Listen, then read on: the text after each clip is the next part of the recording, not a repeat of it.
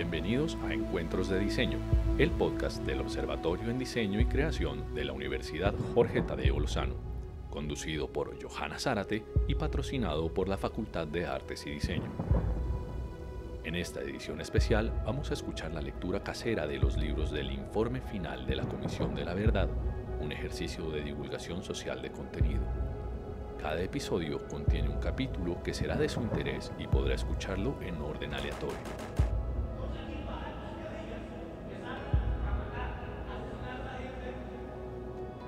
Hola a todos y todas. En esta edición especial de Encuentros de Diseño queremos apoyar a una iniciativa ciudadana de lectura casera del informe de la Comisión de la Verdad. En este episodio escucharemos a Rita Astrid Rodríguez Mendoza, docente e investigadora en español, literatura y artes, en pedagogía e historia de la educación en Colombia y América Latina, curadora e historiadora del arte y ensayista. Esperamos que sigan con esta lectura y la compartan con el mundo. Escuchemos. Informe final, Comisión para el Esclarecimiento de la Verdad, la Convivencia y la No Repetición. No matarás, relato histórico del conflicto armado. No matarás, el primer mandamiento de la democracia colombiana. De la paz política a la guerra insurgente, 1958-1978. 11. Golpear y huir. La mayor influencia que tuvieron las guerrillas del mundo durante la década de los 60 fue la Guerra de Vietnam. El Frente de Liberación de Vietnam, Vietcong, se enfrentó en una guerra asimétrica no solo con el ejército de Vietnam del Sur, sino con uno de los más imponentes del planeta, el de Estados Unidos. Lo hizo bajo un esquema de guerra popular basada en la estrategia maoísta de acumulación de fuerzas y liberación de territorios antes de la toma del poder. Así, el Vietcong desarrolló al extremo los métodos de la guerra de guerrilla. El Che Guevara instaba a construir 2, 3, muchos Vietcong. Estados Unidos creyó por muchos años que estaba ganando la guerra de Vietnam porque contabilizaba por millones los cadáveres de sus enemigos, mientras los suyos se contaban por miles. Sin embargo, acusaba un profundo desgaste. Con cada soldado muerto en campos minados y emboscadas, se enfrentó a la realidad de que su ejército no sabía enfrentar la guerra irregular. En las calles de las ciudades estadounidenses creció el rechazo al conflicto. La opinión pública y los afectos de la gente se convirtieron en otro campo de disputa. En ese marco internacional se desarrollaron los primeros años de la insurgencia colombiana. Los fundadores del ELN fueron instruidos en Cuba y copiaron la teoría del foco guerrillero que había funcionado de manera excepcional en la isla. La mayoría de sus dirigentes salieron de las juventudes del Movimiento Revolucionario Liberal, que era un grupo opositor al Frente Nacional fundado desde 1959 por Alfonso López Miquelsen. Los primeros guerrilleros helenos se insertaron en el Magdalena Medio, por ser esta una región con una larga historia de luchas que iban desde los comuneros hasta las huelgas obreras y la resistencia liderada por Rafael Rangel. A diferencia de las FARC, que habían nacido arraigadas en territorios y poblaciones campesinas específicas, el ELN nació del voluntarismo y de la idea de un vanguardismo armado de un grupo de estudiantes y trabajadores que creyeron que la revolución podía hacerse en pocos años. Insertaron una guerrilla relativamente pequeña en la selva, mientras grupos urbanos cometieron actos de violencia y propaganda armada efectista. Entre junio y diciembre de 1963 estallaron por lo menos 120 artefactos explosivos en distintas ciudades del país, especialmente en Bogotá y Barranca Bermeja. El 7 de enero de 1965, la nueva guerrilla, que llevaba 6 meses preparándose, se tomó el municipio de Simacota, Santander. 4 guerrilleros vestidos de civil, sin ninguna insignia del ELN, aparecieron en la puerta de la comisaría y mataron al sargento y a 2 agentes de la policía. En esa toma participó Nicolás Rodríguez Bautista, conocido como Gavino, cuando tenía 15 años. Luego lo recordaría así, abro comillas. Los compañeros con las armas recuperadas fueron recorriendo el pueblo. Llevaron a la gente para la plaza y les echaron un discurso, que éramos del Ejército de Liberación Nacional, que esta era una lucha de todos unidos, liberales y conservadores, que éramos hermanos y no podía haber pasiones políticas, que la lucha era contra los ricos y por la igualdad. Cierro comillas. Tomado del libro Camilo camina en Colombia de Rópez Vigil. El ELN presentó su programa político-militar, el cual tenía como centro la lucha armada por la toma del poder y, abro comillas, la instauración de un gobierno democrático y popular que liberará a Colombia de los monopolios internacionales y de la oligarquía criolla. Cierro comillas. Tomado del manifiesto de Simacota, del Ejército de Liberación Nacional ELN. En el campo, las acciones del ELN se caracterizaron por pequeñas emboscadas, asaltos y golpes militares esporádicos, formación de redes urbanas, secuestro, extorsión y robos bancarios como métodos de financiación. Desde sus primeros días, este grupo se declaró en contra de las multinacionales y atacó a la Texas Petroleum Company y a City Service, ubicada cerca de Barranca Bermeja, Santander. Dado que desde su nacimiento el ELN se reconoció como un movimiento político y militar, sus militantes plantearon el objetivo de influir en organizaciones sociales como la USO, la ANUC, las juntas de acción comunal y las cooperativas de agricultores. Esa estrategia creó una pugna entre los movimientos sociales y la guerrilla. En el interior de algunas organizaciones sociales se presentaron discusiones sobre su independencia respecto a las guerrillas y a los partidos políticos. Para entonces, el máximo comandante del ELN era Fabio Vázquez Castaño, acompañado de un grupo de estudiantes y profesionales que dejaron todo para irse al monte. El sacerdote Camilo Torres, ya despojado de la sotana, se integró a sus filas como combatiente raso y se había convertido en un líder político de izquierda con amplia influencia, que en contrapeso al Frente Nacional creó un movimiento llamado el Frente Unido. Torres pasó de rechazar la violencia a tomar las armas, dada la persecución, estigmatización y riesgo que estaba corriendo. El ex sacerdote murió el 15 de febrero de 1966 en su único combate, pero dejó una larga impronta en el ELN. Por un lado, su ejemplo atrajo a varias cohortes de sacerdotes, monjas y seminaristas, por lo que el cristianismo influyó durante varias décadas a su dirigencia. Asimismo, las propuestas de Torres en torno al poder popular, la abstención electoral y la democracia directa, que nacieron como respuesta al Frente Nacional, fueron apropiadas como parte del cuerpo ideológico y doctrinario del ELN. Según recordó el general Hernán Hurtado Vallejo en 1966, el ELN cruzó el río Magdalena cerca del departamento de San Pablo Bolívar, para internarse, abro comillas, en las estribaciones de la Sierra de San Lucas, que era lo más parecido conceptualmente a la Sierra Maestra del movimiento 26 de julio en Cuba, cierro comillas. Entre las operaciones militares en su contra se destacan la del Opón Santander en 1966 y las realizadas en los límites de Cesar y Santander entre 1968 y 1969. Muchos de sus militantes fueron sometidos a consejos verbales de guerra, luego de que durante un combate el máximo comandante guerrillero Fabio Vázquez perdiera el morral donde llevaba la lista de gran cantidad de integrantes de su naciente guerrilla.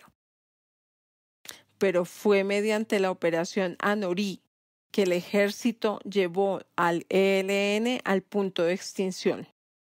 Esta operación consistió en un conjunto de acciones militares comandadas por el general Hernán Hurtado Vallejo y realizadas por el Comando Operativo número 10, que estaba compuesto por 1.200 hombres.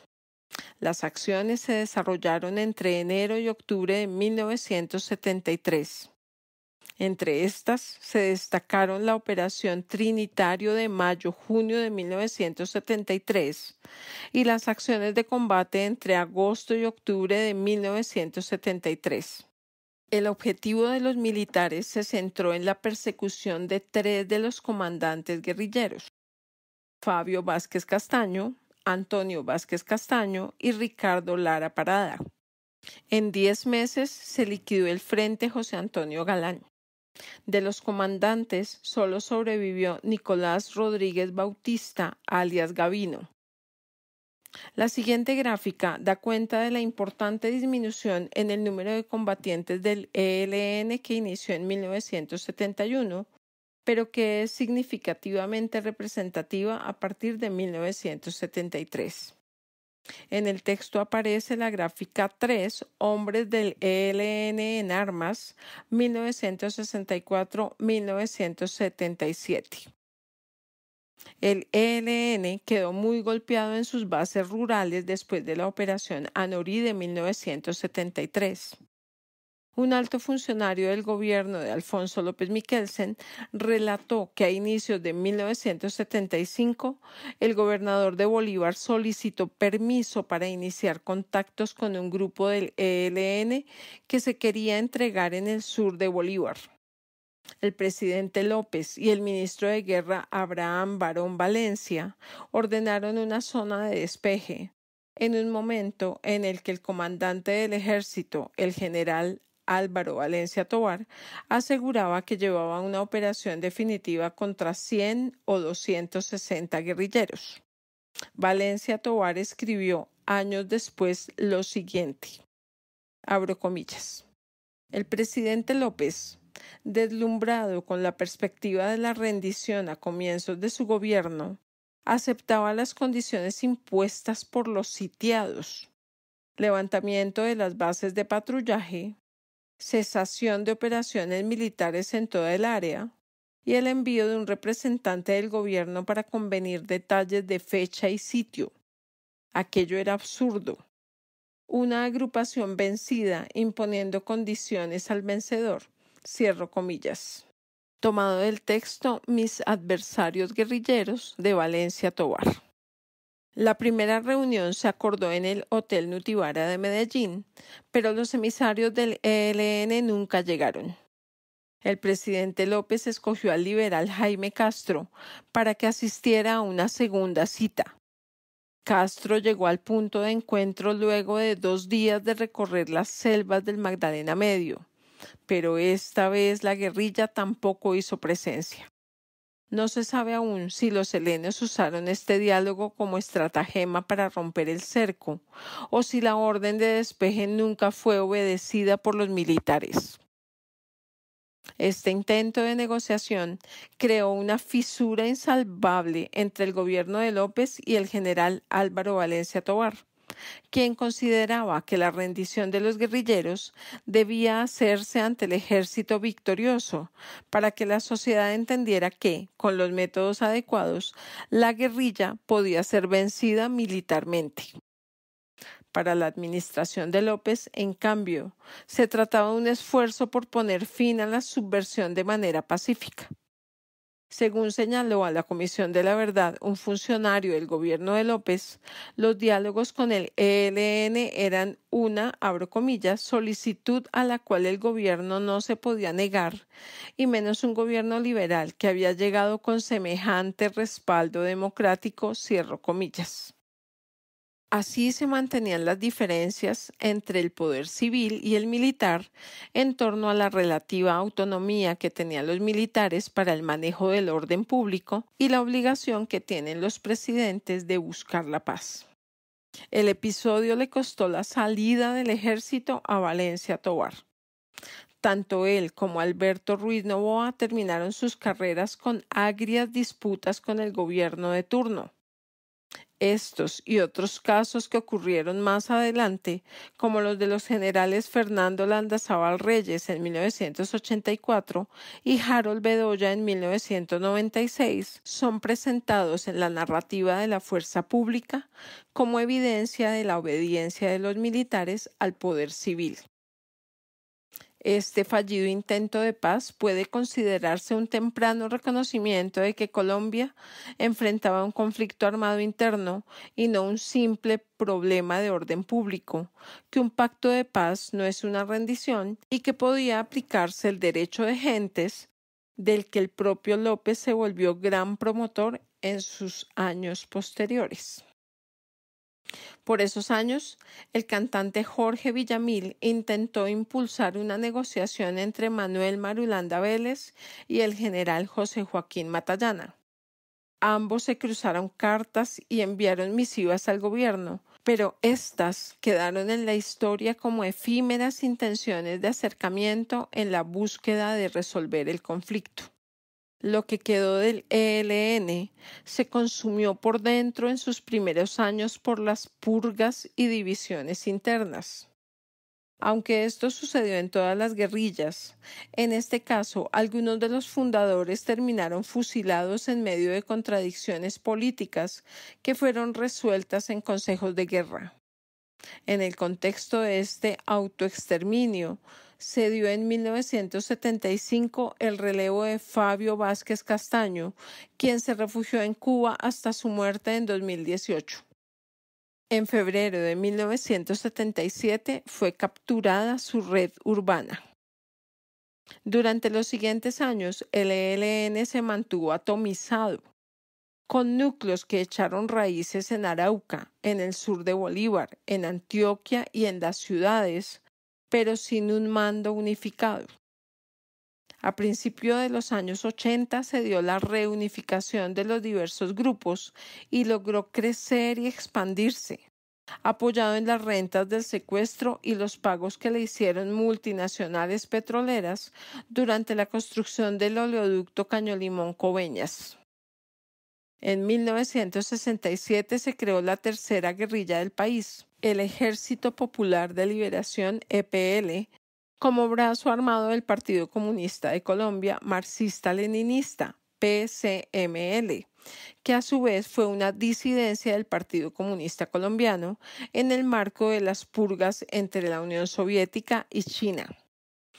Para el Ejército Popular de Liberación, la guerra debía hacerla el pueblo, guiado por una vanguardia política y armada.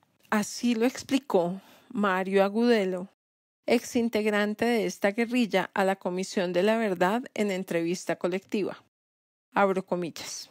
Para nosotros, el Partido Comunista de Colombia marxista-leninista, PCML, era la vanguardia.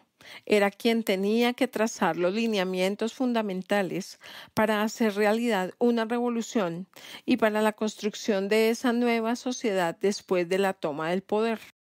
Es decir, que el obrero raso no tenía conciencia de su verdadero papel y por eso había que formar un partido de esclarecidos que tenían perfectamente clara la idea de cuáles eran los cambios que se requerían. Cierro comillas. El EPL fue maoísta y su estrategia era la guerra popular prolongada. En teoría iba del campo a la ciudad a partir de ir liberando territorios e instaurando gobiernos revolucionarios a través de las denominadas juntas patrióticas como estructuras para el trabajo de masas. Según afirmó uno de los fundadores de esta guerrilla a la Comisión de la Verdad, así fue su ingreso al departamento de Córdoba. Abro comillas. El EPL surgió entre los ríos San Jorge y Sinú. antes que un grupo guerrillero, fueron cuadros políticos a trabajar con los sectores sociales. Por eso, cuando se establecieron las primeras organizaciones guerrilleras, teníamos maestros en varios puntos de la región y teníamos diversos trabajadores haciendo trabajo social y político, cierro comillas. Este trabajo político fue posible porque en Córdoba había un histórico conflicto por el uso y tenencia de la tierra entre colonos, campesinos y hacendados. Como recuerda la fuente entrevistada, abro comillas, la mayor parte de esa población había sufrido la violencia de los años 50, cierro comillas. Según este testimonio, también fue importante para los fundadores del Ejército Popular de Liberación el encuentro con Julio Guerra, ex guerrillero liberal que había estado en las filas del movimiento revolucionario liberal y mantenía algo de armas e influencia en jóvenes de la región. Abro comillas. Cuando se comenzó a organizar la guerrilla hubo apoyo de actores sociales. Desde luego no todos los campesinos estaban de acuerdo con la guerrilla, pero la soportaban. Allí organizamos juntas patrióticas, que eran las que ejercían realmente el poder democrático. Entonces, fíjese, trabajaba el partido, trabajaba la base social y luego estaba el grupo armado, cierro comillas. El EPL estuvo a punto de desaparecer en los primeros años de su existencia. Información del Gobierno Nacional indica que entre 1967 y 1969 el ejército tendió 2 cercos de aniquilamiento contra esta guerrilla, con los que buscaba, abro comillas, acabar con los levantamientos campesinos contra terratenientes de la región y con la invasión de fincas con apoyo de esta guerrilla. Esos primeros años fueron traumáticos. Perdieron ideólogos, fundadores y responsables militares y sufrieron purgas y deserciones, cierro comillas.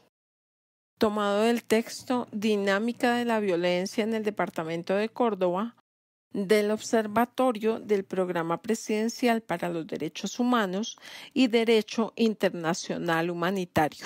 La presencia de insurgentes en el nudo de Paramillo, Urabá y el Bajo Cauca antioqueño derivó en acciones como invasión y quema de fincas, robo de ganado, enfrentamientos armados con grupos de defensa privados, asesinato de hacendados y mayordomos. No fue sino hasta mediados de los años 70 que el EPL se propuso incrementar su influencia entre el movimiento obrero, con énfasis en Antioquia y Valle, y con relativo éxito en la región de Urabá, donde se expandía la industria del banano. Urabá sería una región muy importante a lo largo de la existencia del EPL e incluso de su disolución como grupo armado. Allí también comenzó a crecer el Partido Comunista y las FARC-EP, que además se estaban expandiendo desde sus bases históricas en Cauca y los llanos del Yarí hacia el Magdalena Medio y Antioquia. El conflicto en Urabá es histórico y se ha mantenido durante medio siglo. Abro comillas. Se remonta a la época de la colonia, cuando se adjudicaron amplias extensiones a un grupo reducido de familias, lo que expulsó a nativos y campesinos colonos. Entre 1962 y 1984 se presentaron 19 recuperaciones de tierra, en las que participaron 4.500 familias. Invasiones que fueron respondidas por autoridades civiles y policiales con numerosas detenciones, desalojos violentos y, en algunos casos, asesinatos de líderes. En 1963, la producción y exportación de banano alcanzó una escala de agroindustria. Esta temprana etapa de explotación asumió la forma de economía de enclave, sin mayor regulación por parte del Estado y sin que su existencia conllevara un desarrollo social de las comunidades en las cuales se ubican las fincas bananeras, lo cual llevó a que se intensificara una serie de conflictos sociales, cierro comillas.